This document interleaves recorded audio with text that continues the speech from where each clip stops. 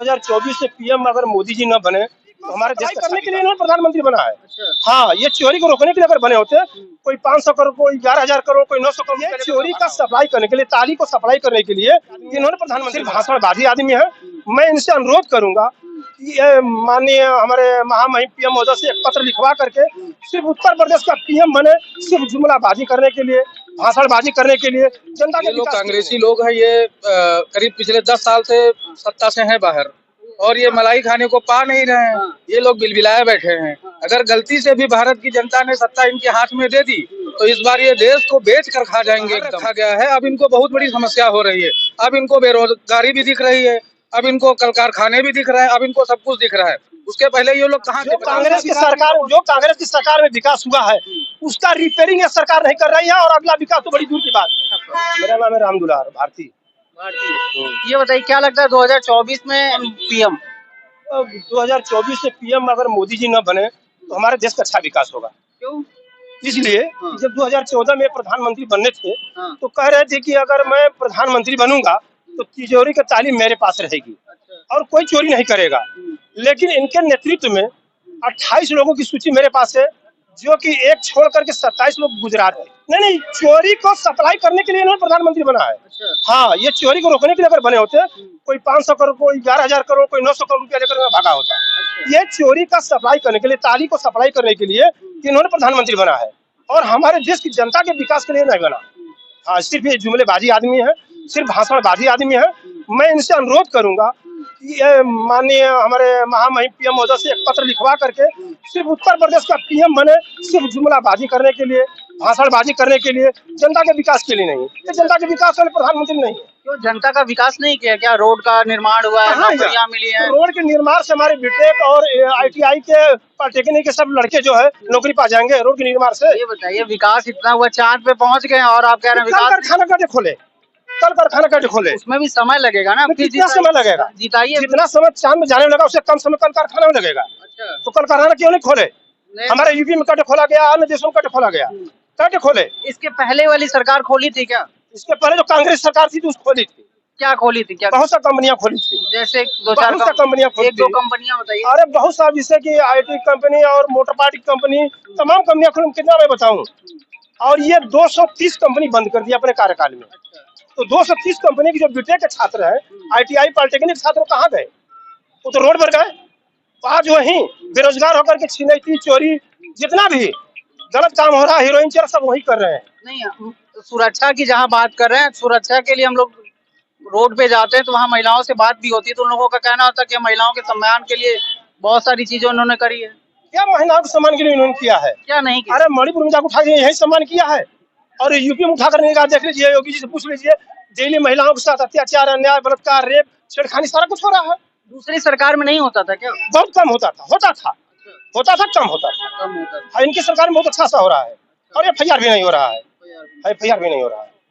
नए संसद भवन के बारे में आपके क्या विचार? नए संसद भवन के विषय में ये हम कहना चाह रहे हैं कि ये कहते हैं कि मैं बेटी बचाओ बेटी पढ़ाओ और महिलाओं का आरक्षण की बिल पास करने के लिए बात उठा रहे हैं ना। मैं इनसे यही कहना चाह रहा हूँ कि जब महिलाओं का आरक्षण की बात कर रहे थे तो जिस समय नया संसद बना उस समय हमारे देश की प्रथम महिला, दलित महिला, माननीय महामहिम द्रौपदी मुर्मू जी को क्यों नहीं आमंत्रित किया? सिर्फ डांसर को किया, अभिनेत्री को किया। बोलिए, यही क्या उसूल है हमारे समाज का, हमारे राजनीति का, हमारे धर्म का? यही उसूल है मैं डांसर को बुलाऊं उद्घाटन के लिए, एक महामहिम को न बुलाऊं, महामहिम को मैं निमंत्रण न दूं? ये कहाँ का उसूल है? इसका मतलब साबित होता है कि माननीय मोदी जी सिर्फ डांसर के आदमी हैं और जनता के आदमी नहीं है, सिर्फ जुमलेबाजी है, ये हीरो हीरोइन के आदमी है। इनकी बातों से कहाँ तक लोग सहमत हैं, हम बात करने की कोशिश करेंगे और 2-4 लोगों से देखते हैं उनकी क्या राय है। भैया क्या नाम है? मेरा नाम शिवशंकर मौर्य। आपका क्या कहना है इस पे? क्या लगता है? मेरा कहना है बीजेपी सरकार बहुत अच्छी है। दरअसल ये लोग कांग्रेसी लोग हैं। ये करीब पिछले 10 साल से सत्ता से हैं बाहर और ये मलाई खाने को पा नहीं रहे हैं। ये लोग बिलबिलाए बैठे हैं। अगर गलती से भी भारत की जनता ने सत्ता इनके हाथ में दे दी तो इस बार ये देश को बेच कर खा जाएंगे एकदम। इस पे आप क्या कहेंगे? रोड पर ले आएंगे। ये क्या कहेंगे? इनके जो कांग्रेस के कार्यकाल में कई लोग बेच करके भागे हैं, कई लोग तिजोरी लेकर के भागे, ये जरा एक नाम बता दें। मुझे ये बताइए, ये पिछले 50 साल और 70 साल में इनकी सरकार रही है, वो ये उन पीरियड में कुछ नहीं कर पाए हैं।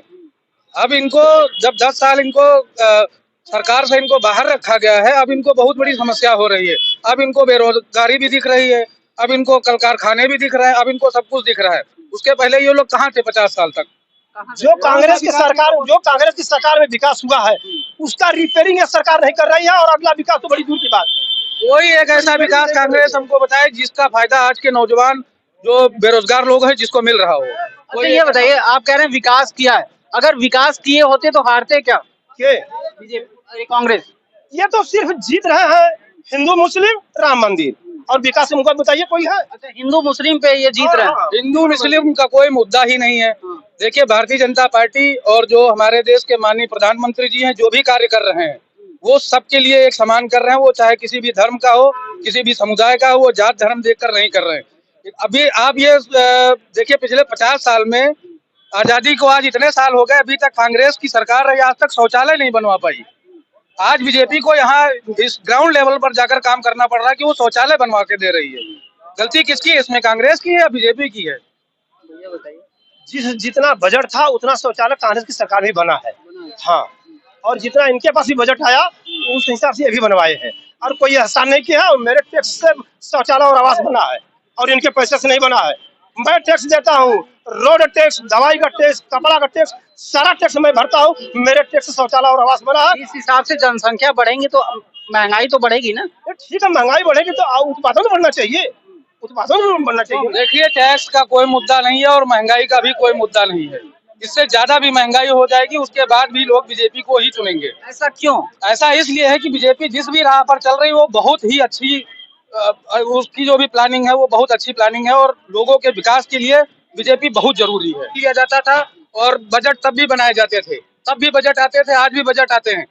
इनका कहना यह है कि आज जो बजट आ रहा है, जो टैक्स आ रहा है, उस टैक्स के पैसे से ही बना। मोदी जी के पास कोई टकसाल थोड़ी ना लगा है कि मोदी जी अपनी जेब से सबको दे देंगे।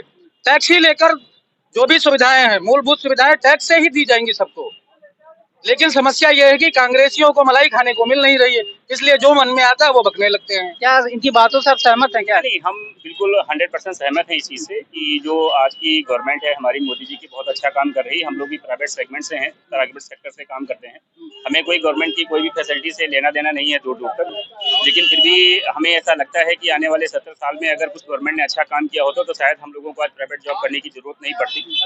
और जो भी गवर्नमेंट काम कर रही है, चाहे वो शौचालय को लेकर के हो, आवास को लेकर के हो, उज्ज्वला योजना को लेकर के हो, रोड्स के लेकर के हो, इंफ्रास्ट्रक्चर्स को लेकर के हो, भारत मंडपम को लेकर के हो, G20 का जो सम्मेलन हुआ है, आप अब देखिए, अगर आप ग्लोबल उसमें अगर आप देखते हैं तो काफ़ी सारी चीज़ें जो है चेंजेज हुई हैं। हमारा जो है काफ़ी सारा लोगों का ध्यान जो है हमारे यहाँ ध्यान दे रहे हैं। काफ़ी चीज़ें ऐसी हुई हैं जिससे हमें लगता है भी प्राउड ऑफ एज ए भारतीय, हम भारतीय हैं और हमें अच्छा लगता है कि मोदी जैसा। और रही बात जो भाई साहब बोल रहे हैं कि टैक्स से कर रहे हैं, तो गवर्नमेंट का सीधा कहना है कि भाई जाहिर सी बात है, अगर टैक्स नहीं मिलेगा, अगर टैक्स पेयर टैक्स नहीं भरेगा तो गवर्नमेंट क्या, ऐसा तो है नहीं कि भाई एक अपना वर्ड जो यूनियन काउंसिलर है वहाँ पे हर एक की चीज़ का सिस्टम होता है। जो हमारी इकोनॉमी है, इकोनॉमी से ऊपर हमारे पास नोट छापने की मशीन है, तो इसका मतलब ये नहीं कि हम सुबह शाम उसको छापते रहेंगे। जो हमारी इकोनॉमी है हम इकोनॉमी के हिसाब से ही नोट को उसकी जो है प्रिंटिंग करवा सकते हैं।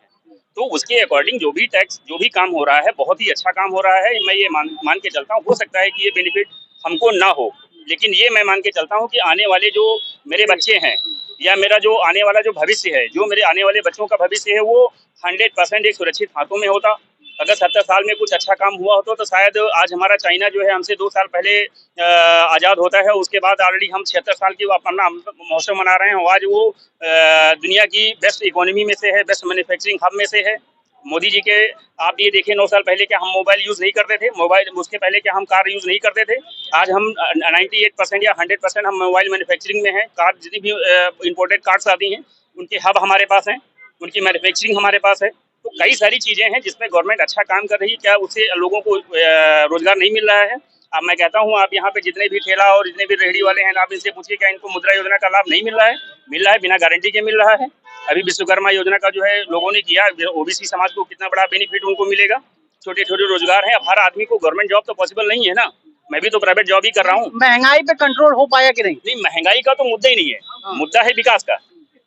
महंगाई का मुद्दा वो है, अगर हम आज 1,000 रुपए का सिलेंडर नहीं खरीद सकते हैं तो अब आप जा करके हम अपने बच्चे की फीस 5,000 रुपए जमा कर देते हैं।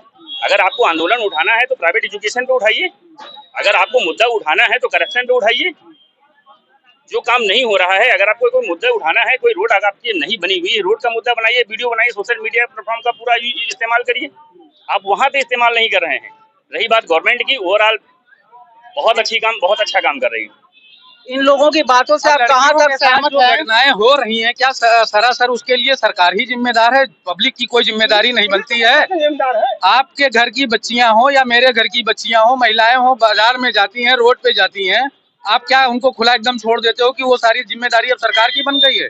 कुछ अपनी भी तो जिम्मेदारियां बनती हैं। पहले आप लोग नहीं देखते हो, जब घटना हो जाती है उसके बाद आप दोष मरते हो सरकार के ऊपर। चलिए, इन लोगों की बातों से आप कहाँ तक सहमत है, कमेंट करके अपनी राय जरूर रखिएगा। तब तक बने रहिए। जय हिंद, जय भारत।